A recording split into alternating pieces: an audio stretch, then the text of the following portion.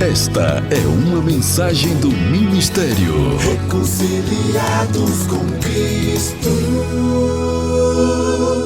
Bem, eu declaro a mente de Cristo ativada em nós, porque o assunto que nós vamos falar hoje requer a mente de Cristo bem ligada aí em on, não em off, em on. Se eu perguntar aqui, quem acredita em inferno? Talvez algumas pessoas que estejam aqui acreditem em inferno. E se eu perguntar, quem não acredita em inferno? Certamente algumas pessoas que estão aqui vão dizer, eu não acredito em inferno. Aí eu pergunto, por que você não acredita em inferno?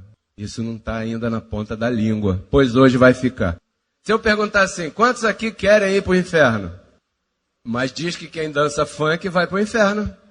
Nada contra o funk, mas dizem que quem vai para a praia vai para o inferno.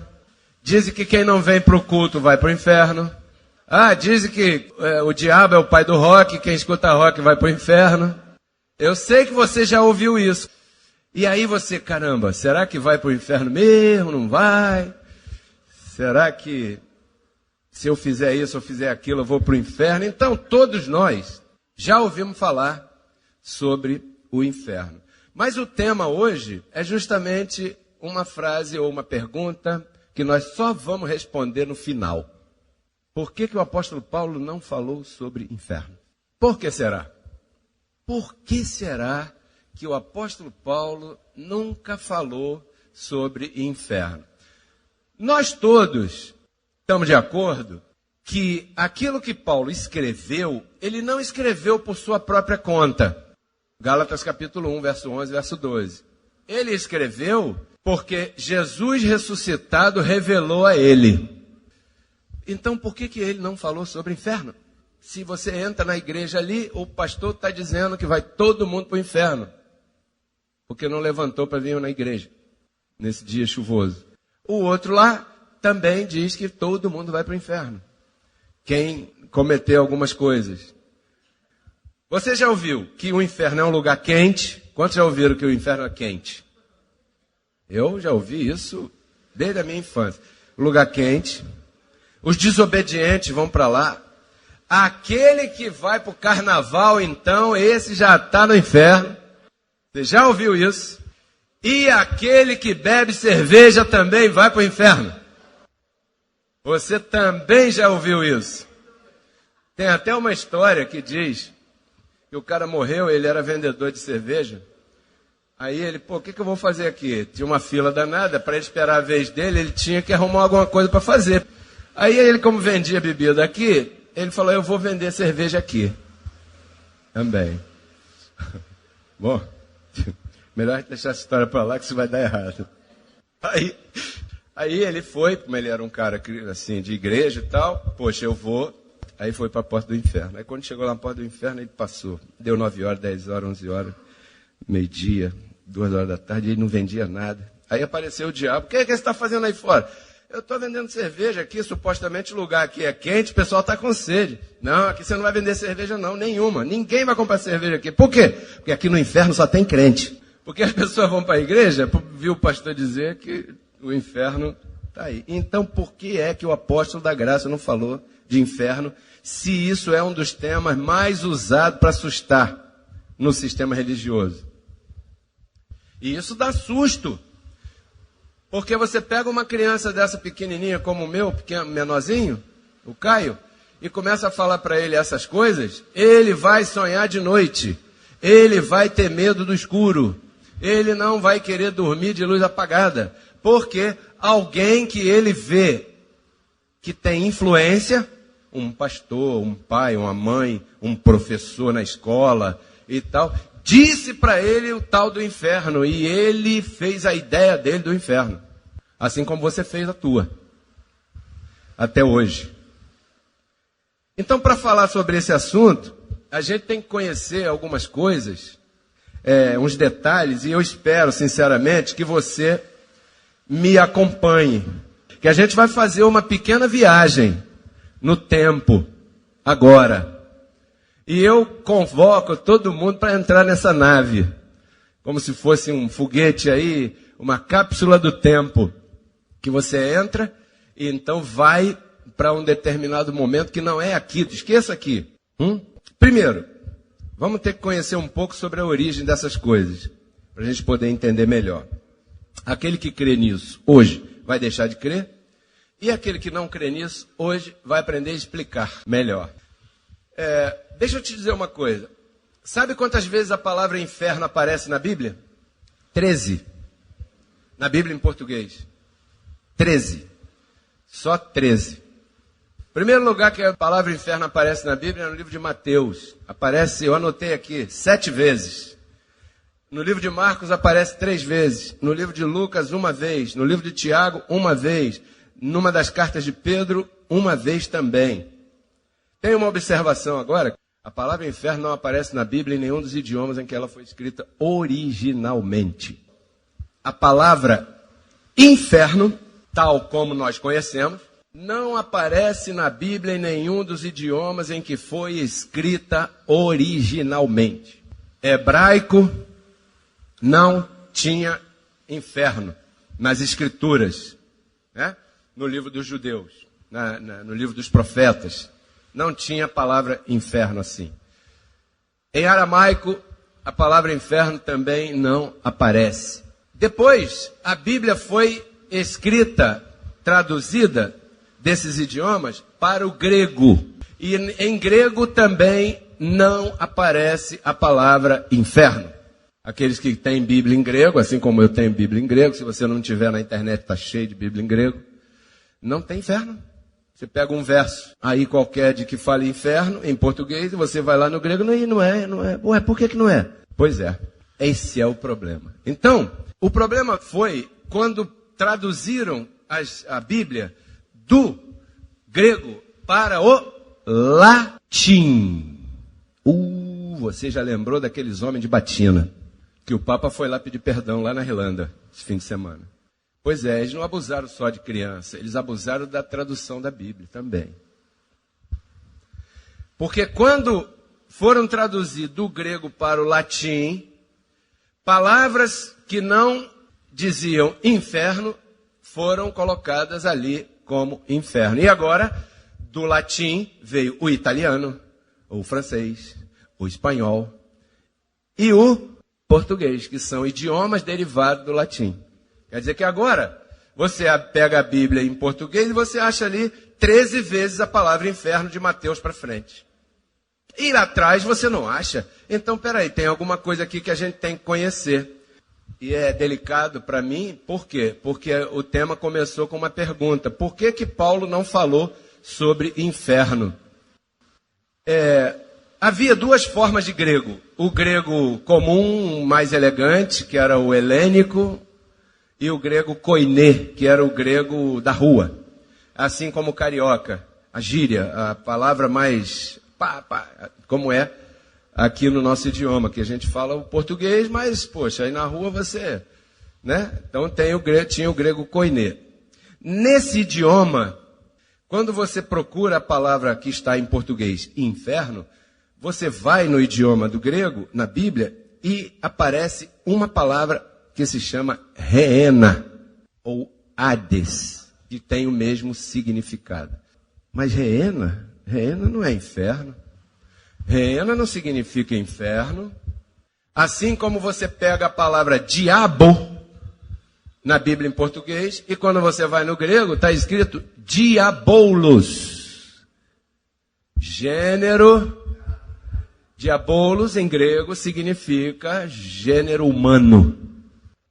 E reena não significa inferno. Então o que significa isso aí? Pois é, grande parte das palavras em hebraico, aramaico, tinham significado ligado a alguma coisa ou a algum momento. Reena significava reinon, que nós vamos ver agora o significado disso. Vamos viajar na cápsula do tempo agora, vamos lá para um livro histórico do Velho Testamento chamado Crônicas dos Reis de Israel. Esta é uma mensagem do Ministério Reconciliados com Cristo.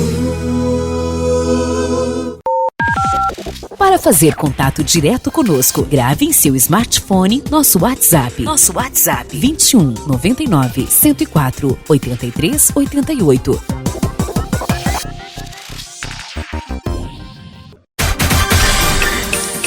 Você está ouvindo o programa Reconciliados com Cristo. Apresentação, pastor Pedro Kelly. Segundo livro de Crônicas, agora o próximo verso, capítulo 28, versículo número 1. Então, por favor, preste atenção. Não despegue tua atenção do que nós estamos falando. Pegue tua caneta, teu papel e anote. Não se distraia, por favor. Agora nós estamos lá atrás. Segundo livro de Crônicas. Bom, vamos dizer 700 antes de Cristo, mais ou menos. Vamos ler aqui. Acais era um rei. Bom, era um rapaz, né? Tinha 20 anos quando começou a reinar. Com 20 anos ele foi colocado para reinar. E reinou 16 anos em Jerusalém. Mas ele não era reto ante os olhos do Senhor, assim como era Davi, seu pai. Quer dizer que Acais era filho de quem? Davi foi um cara reto, foi um rei diante dos olhos de Deus, apesar das suas falhas de carne que você já sabe, mas a Bíblia diz que ele era segundo o coração de Deus, ele era reto diante do Senhor. Verso 2. Então agora nós estamos falando do filho de Davi. Antes, Acais andou no caminho dos reis de Israel e, além disso, fez imagens fundidas para os Baalins. Baalins é aquele seguidor de Baal. Baal era uma entidade, assim como o Exu Caveira. Quantos já ouviram falar do Exu Caveira? Tranca-rua. Zé Pilintra. E havia, como hoje há quem dê culto a Zé Pilintra e a Exu Caveira e o Diabo 4, naquela época havia quem desse culto a Baal. Você conhece a história do profeta e dos 400 profetas de Baal. Que o profeta de Deus queimou o incenso, o altar, consumiu a água que estava em redor e ainda matou todo mundo. Então, mas esse Acais, ele estava em desobediência. Ele era um rei idólatra. E idolatria Deus abomina. Verso 3. Também queimou incenso no vale dos filhos de Inom. Guarde essa palavra, Inom. Reena. Vem daí. E obrigou seus filhos a passarem pelo fogo. Quer dizer que Acais tinha filhos. E obrigou os filhos a passarem pelo fogo. Você já foi num terreiro de macumba bem pesada? Aonde as pessoas põem as brasas no chão e alguém caminha em cima das brasas e não se queima? Às vezes até se queima. Pois é. Essas coisas. Já viu alguém deitado numa cama de prego que não se fura? Essas coisas. Obrigou seus filhos a passarem pelo fogo, conforme as abominações das nações que o Senhor havia lançado fora da presença dos filhos de Israel. Esse Acais reinou 16 anos. Vamos ler 2 Crônicas 33 agora. Manassés tinha 12 anos quando começou a reinar. E reinou durante 55 anos em Jerusalém. Aí você vê um paralelo entre o Acais e o Manassés. Olhe para cá um instante, por favor. Veio Davi, estabeleceu o reino. Davi passou o reino para seu filho Acais, que reinou 16 anos. Acais veio para Ezequias, que foi reto diante dos olhos de Deus. E depois de Ezequias veio Manassés. Começou a reinar e reinou durante 55 anos em Jerusalém. Quer dizer, teve 16 de idolatria e teve agora 55. Isso dá uma conta simples de 71 anos em que o povo ali estava em idolatria. Verso 2. Porém, ele fez aquilo que era mal ante os olhos do Senhor, conforme as abominações das nações que o Senhor havia lançado fora da presença dos filhos de Israel. Para você se situar aí tua mente um pouco melhor. Nessa época aí, Israel tinha se dividido em dois. O reino do norte se chamou Israel. Para lá foram 10 tribos. A capital era Samaria. Agora você entende por que os judeus tinham problema com os samaritanos. O reino do sul, ficaram duas tribos, a tribo de Benjamim e a tribo de Judá. E a capital do reino do sul era Jerusalém. Por isso que você vê aí, mas espera aí, Jerusalém e Israel não é a mesma coisa? Nessa época aí havia uma divisão. Havia uma divisão no reino de Israel e eles eram separados. A capital do reino do norte, que se chamava Israel, era Samaria. E a capital do reino do sul, que se chamava Judá, era Jerusalém. Era o reino de Israel e o reino de Judá. Então agora está explicado isso. E aqui nós estamos falando desse momento ali de Jerusalém. Então vamos ler de novo o verso 1. Manassés tinha 12 anos quando começou a reinar. Reinou durante 55 anos, aonde? Em Jerusalém. Porém fez o que era mal diante dos olhos do Senhor, conforme as abominações das nações que o Senhor havia lançado fora da presença dos filhos de Israel. Verso 3 agora. Porque ele, o que ele fez? Ele reedificou, ele levantou de novo os altares que Ezequias, pai dele, filho de Acais, está entendendo? Havia derrubado. O Acais reinou 16 anos e fez bobagem. Aí veio Ezequias e consertou a bobagem do Acais. Aí veio Manassés e fez tudo de novo. 55 anos. Seu pai havia derrubado. E construiu altares aos de Baal. E fez imagens de Aserá. Na Bíblia em português não consta essa Aserá.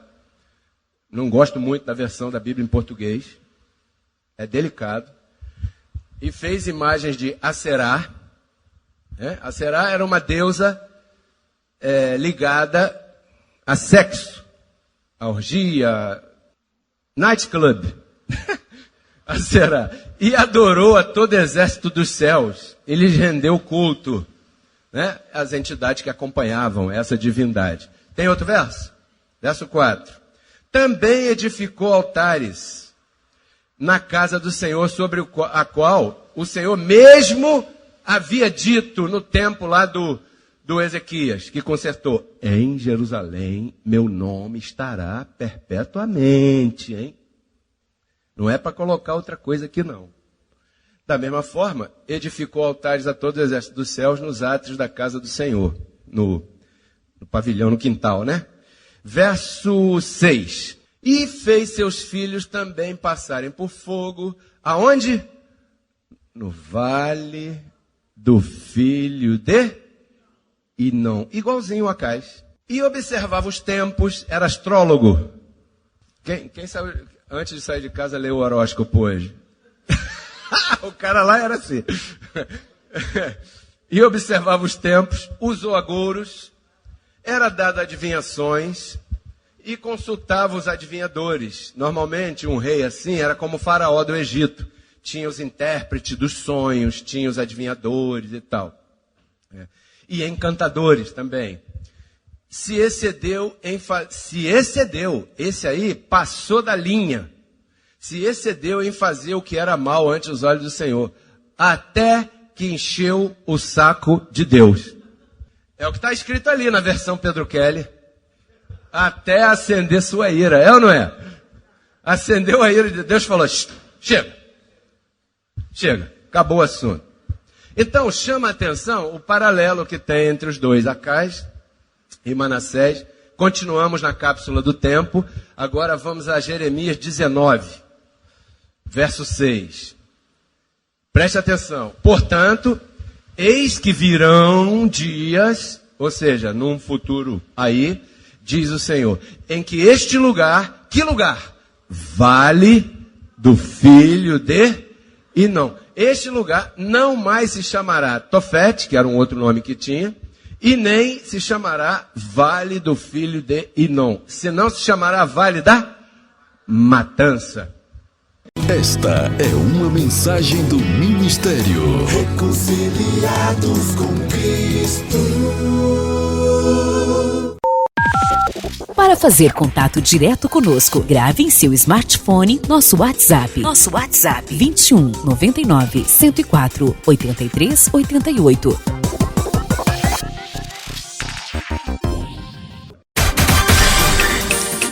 Você está ouvindo o programa Reconciliados com Cristo. Apresentação, pastor Pedro Kelly. Por que era Vale da Matança? Bom, Deus mudou o nome daquele lugar. Agora não é mais Vale do Filho de Inom, né? Esse era o contexto ali. Mas para não ficar nas minhas palavras, vamos voltar para o verso 1, Jeremias 19:1. Esse é o contexto, tá? Assim disse o Senhor. Quando o Senhor diz alguma coisa, você acredita? Assim disse o Senhor. Vai, compra uma vasilha de barro do oleiro, leva contigo alguns anciãos do povo e alguns anciãos dos sacerdotes. Verso 2. E sairás ao vale do filho de Inom. Deus pegou o profeta lá e mandou ele pegar aquelas coisas e se dirigir ao vale do filho de Inom. Aonde geograficamente se situava o vale do filho de Inom? A entrada da porta oriental. A entrada da porta oriental, então, é no Oriente. No Oriente.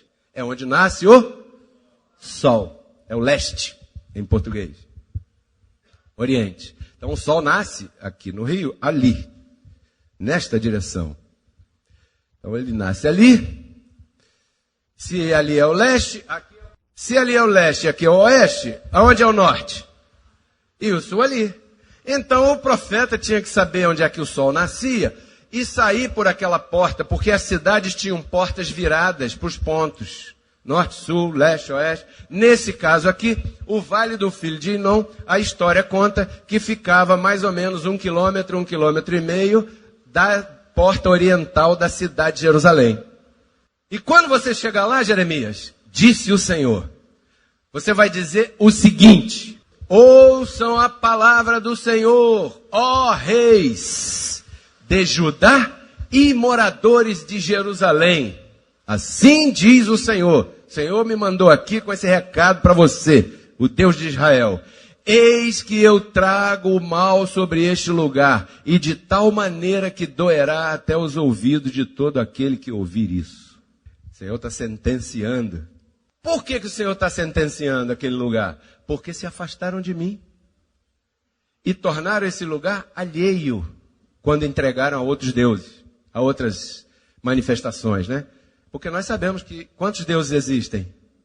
Um. E nele ofereceram incenso a deuses alheios, os quais não haviam conhecido nem os seus pais, nem os reis de Judá, e encheram esse lugar de sangue de inocentes. Porque muita gente morreu naquelas práticas de passar por fogo e outros sacrifícios mais que você vai ver aqui.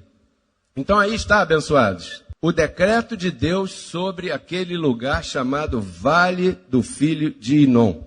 Ele passou a ser depósito dos corpos das pessoas que eram condenadas e mortas pela lei de Moisés.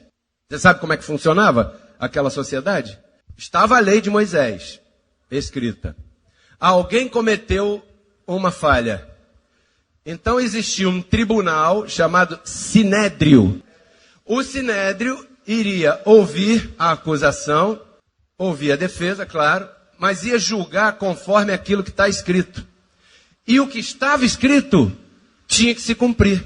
Então um dia chegou diante do Sinédrio, chegaram 2 homens acusados pelo povo de serem ladrões.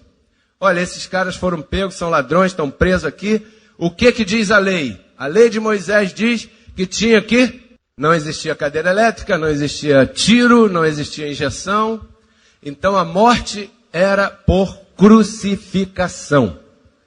Aí passava um tempão, eu não sei se você já imaginou quanto tempo alguém pode ficar crucificado numa cruz e ficar vivo ainda, se você está sentado há 20 minutos na cadeira e você começou assim, aí foi fazendo assim.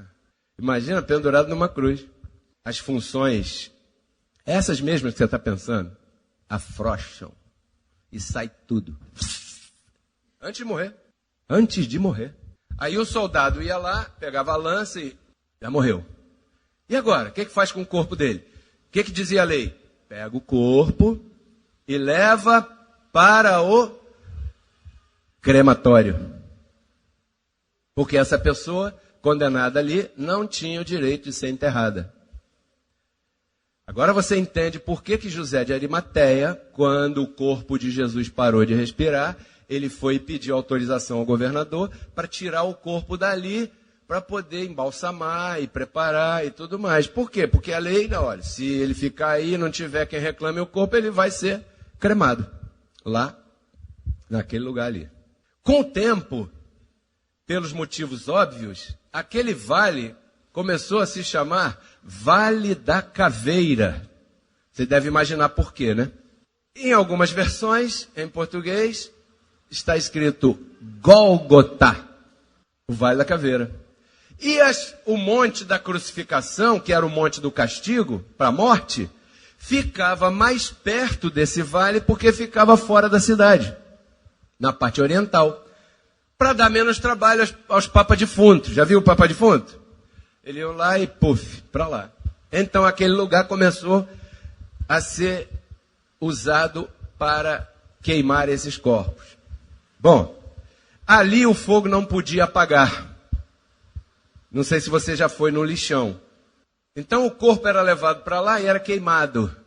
Eles usavam enxofre por dois motivos. O enxofre mantinha as chamas acesas. E também funcionava como um bactericida. Tinha que ser queimado, tinha que ser usado enxofre para que as doenças de um corpo em putrefação não passasse para a cidade. Você já viu o que acontece quando atropela um cachorro e ninguém tira e joga, enterra ou joga no lixo, sei lá onde? Você já viu o que acontece? Não começa a pousar mosca? Quantos já viram uma mosca? Quantos já dissecaram o ventre de uma mosca? Mas se você fizesse isso, você ia ver que ali dentro, dissecou ali, tem um monte de larvinha. Essas larvinhas se chamam gusanos. Então você imagina que um lugar onde põe o morto, se não queimar, o que acontece? Por isso que o fogo não se apaga. Não pode apagar. Bom, eu nem vou falar isso. Eu ia falar, mas nós estamos falando de coisas materiais aqui. Porque eu acredito que o fogo não queima espírito. Mas existem pessoas que creem nisso. Hoje, em 2018. Essas pessoas, eu acho que elas erraram de tempo. Elas tinham que nascer no ano de 1500. Que era quando se pensava assim. Então, esse lugar herdou o nome de inferno nas traduções em português. Quando? Há uns 600 anos atrás, mais ou menos, quando depois de um escritor, pintor, artista, músico famoso chamado Dante Alighieri. Quantos já ouviram falar de Dante Alighieri? Qual foi o livro que ele escreveu, famoso? A Divina Comédia. Eu já li. Não aconselho, porque é chato. Eu já li. A Kátia tem. A minha irmã tem esse livro, eu li. É fino, não é grosso. Mas é um cara contando uma narrativa de que ele visitou esses lugares. E o inferno tinha 9 andares. Em cada andar tinha uma forma de castigo. Num andar, todo mundo estava sendo castigado de cabeça para baixo. No outro andar, todo mundo estava sendo castigado com fogo. No outro andar, todo mundo estava sendo castigado com gelo, frio eterno. E vai por aí. O engraçado é que na visão dele, em cada andar ele encontrava um inimigo. Ele botou os inimigos dele na história dele no inferno. Os inimigos dele. Esse Dante foi mais ou menos no ano de 1300, na cidade de Florença, na Itália. E ele começou a desenhar o diabo como se vê hoje no cinema, por exemplo. Da partir daí, os cantores, pintores, escultores se encarregaram de dar mais criatividade ao assunto. E foi assim que os católicos, nossos amados irmãos daquela época, alteraram a Bíblia. O inferno de Dante. E tem o céu, e tem o purgatório, também no livro dele. Purgatório, um espaço, um período em que aquela alma que não creu em Cristo quando estava em vida, ficava ali purgando os pecados, desde que os familiares rezassem algumas missas, conveniente, né? Para que aquelas almas pudessem ascender ao céu. E lá no céu, no último andar, que é o lugar mais lindo do mundo, estava Beatriz. a mulher pela qual, em vida, ele tinha uma paixão platônica. Sabe o que é a paixão platônica, né? Essa paixão de adolescente. Você é apaixonado pela garota, mas ela nem sabe que você existe. E assim era ele lá. Isso nessa época. No ano de 1300, por aí. 1400 e tal. Esta é uma mensagem do Ministério. Reconciliados com Cristo. Para fazer contato direto conosco, grave em seu smartphone nosso WhatsApp.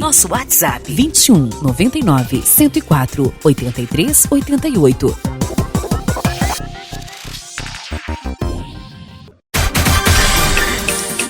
Você está ouvindo o programa Reconciliados com Cristo. Apresentação, pastor Pedro Kelly. Hoje em dia, o cinema se encarregou de fazer essas coisas.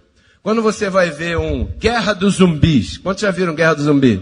Você vai para casa com medo, cara. Com medo. Tem uma série na Netflix chamada Lúcifer.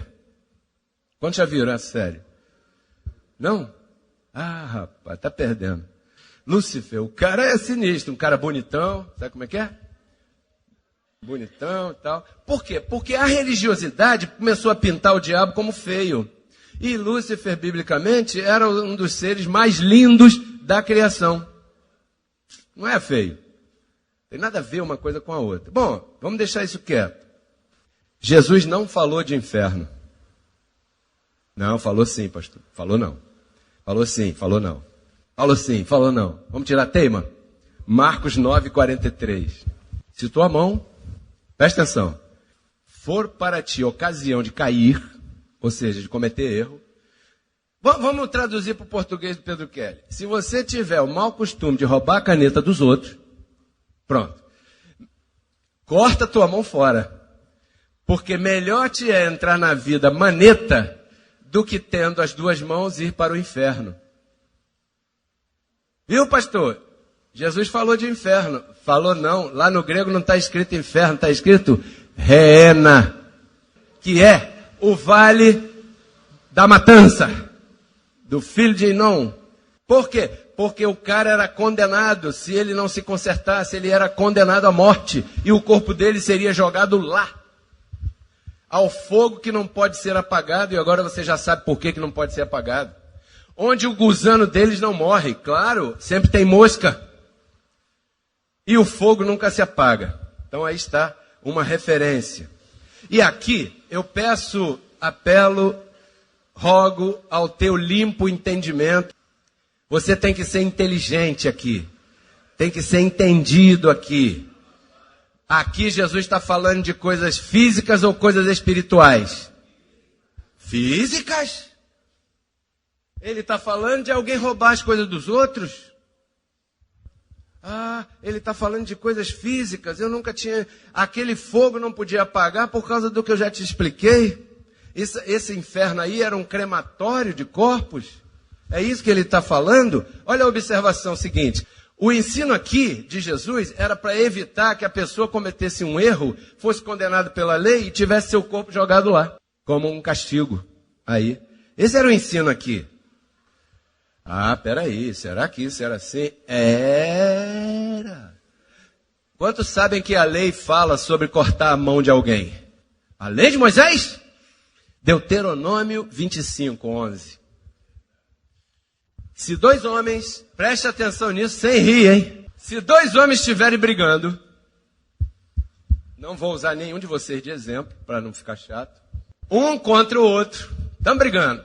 E porrada para um lado e para o outro. E a mulher de um deles, olha, eu estou lendo a Bíblia, hein? Deuteronômio 25, 11 e 12. A mulher de um deles se aproximar para livrar o seu marido das mãos daquele que o está ferindo e sem querer. Peraí, deixa disso. Ela descer a mão um pouquinho e segurar no negócio do outro. E esticando o seu braço, tocar nas suas partes íntimas. Quer dizer, tem dois caras brigando. Aí a mulher de um deles vem, peraí, deixa disso. Não, peraí, meu marido, vem aqui, eu vou te tirar. ela tinha, eu fico pensando assim, que coisa engraçada, né? Como é que você apartaria uma briga? Você usa logo as mãos, o braço, a perna, e vai tirando, e vai segurando, e vai dando uma chave. Mas eu fico imaginando, se não podia usar os braços, tinha que separar como? Por quê? Porque a lei dizia que essa mulher, naquele calor, naquele vucu-vucu, como diz aquela lá, naquele vucu-vucu e tal, e não sei o quê, ela se abaixou um pouquinho, pum! Patolou. Verso 12. Sua mão será cortada sem perdão. Poxa, pastor, foi sem querer, cara. A mulher estava fazendo uma coisa boa. Estava ou não estava? Foi sem querer, estava, poxa, apartando uma briga, evitando o mal maior. Mas olha como a lei era. Sem perdão. Quando levava aquela... Aí acabou a briga, mas aí vem os guardas do Sinédrio e... Porque o Sinédrio tinha guardas, aqueles que prenderam Jesus, por exemplo. Levava a mulher para a cadeia. E no outro dia, levava na frente dos velhinhos, do Sinédrio. Ô, senhores, essa mulher aqui colocou a mão lá na intimidade do outro. Do outro? É. O que diz a lei? Corta sem perdão. Psst, Carrasco, bota a mão aí, mulher. Pum! Corta a mão dela. Porque não podia. Não podia tocar, não podia pegar. E hoje, se você acha engraçado, hoje, por exemplo, no Irã, hoje, 2018, no Irã, por exemplo, se um ladrão for pego no seu flagrante, ele tem a mão cortada. Se a mulher for pega no adultério, ela é no Irã. Mas a lei diz isso também.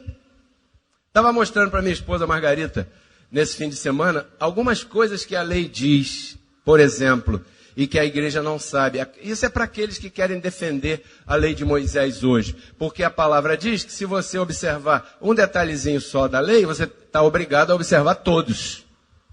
Então a Bíblia diz que se você tem um filho, um adolescente, por exemplo, e ele é desobediente, costumeiramente desobediente, você tem que pegar esse filho, levar para o Sinédrio vai julgar pela desobediência e vai condenar ao apedrejamento. Quantos sabiam disso? Um ou outro. Nem todo. A mulher sofre, então, na lei de Moisés. A mulher ficou menstruada. Sabe o que a lei diz? É considerada imunda e tem que ficar afastada do arraial durante os seus dias. Enquanto não parar aquilo, ela não pode. E tem mais, se ela está com aquele sangue e sentou ali naquela cadeira, quem sentar ali será considerado imundo também. A lei de Moisés. Teve filho, 40 dias de imundícia, não de resguardo. 40 dias. 40 dias. E naquela época não existia absorvente íntimo. Não existia OB. Mulheres, você sabe o que você usa. Íntimo gel. Mas tinha mulher. E se tinha mulher, tinha sangue. Periodicamente. Tinha ou não tinha? Sabe o que elas usavam? Panos. Que a Bíblia chama de trapos. Só um detalhe. Isso aqui. Teve um momento, na época da lei, que Deus estava tão com o povo lá atrás, que ele disse assim, vocês me honram de boca, mas seu coração está longe de mim. A justiça de vocês, ou seja, os jejuns, os dias de festa, os sacrifícios, a justiça de vocês, para mim, são como trapos de imundícia. Sabe o que é trapo de imundícia agora, né? Olha só a que Deus comparou o jejum. Mas nós estamos falando de inferno. Isso aí foi... O detalhe é, Mateus 5, 22. Olha só. Porém eu vos digo que qualquer um que se aborreça contra seu irmão será culpado de juízo. Não pode ficar chateadinho, não, mandando mensagem mal criada. E qualquer um que chamar de nécio o seu irmão será culpado ante o concílio do Sinédrio. Não de Deus, do Sinédrio, tribunal humano. E qualquer um que lhe chame de pedante, essa palavra fato significa pedante, arrogante, essa coisa. Qualquer um que chamar alguém assim ficará exposto ao inferno de fogo. Por quê? Porque o concílio vai condenar você.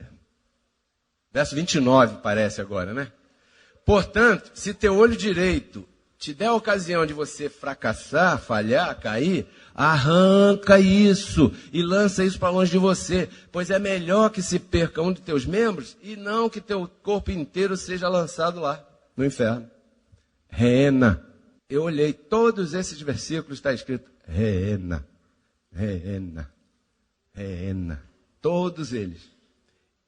E reena é a derivação em grego do vale da matança. Eu não sei o que você vai fazer. Mateus 5,30. Olha só o próximo verso. Já estamos aqui terminando.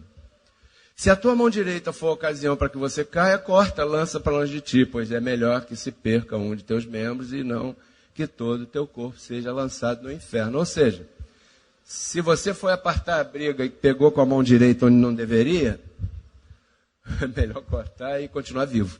Senão você vai embora por aí. O problema é que as pessoas, quando veem a palavra inferno, parece que brilha. Oh, meu Deus, inferno!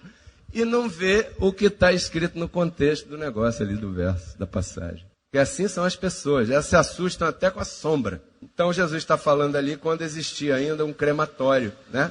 Agora eu quero que você responda. Por que o apóstolo Paulo não falou de inferno? Quem é que pode dizer bem alto? Não existe. Não há diabo. Se existisse diabo hoje, ele não ia ter casa. Não, estou brincando, peraí. Paulo não podia falar sobre o inferno simplesmente porque isso não existe. Eu quero ver você viver sem inferno agora. Então aí está explicado o porquê que o apóstolo não falou sobre inferno. Assim, tal e como a religião divulga por aí. Por isso que ele não falou de inferno. Quantos recebem essa palavra? Esta é uma mensagem do Ministério. Reconciliados com Cristo.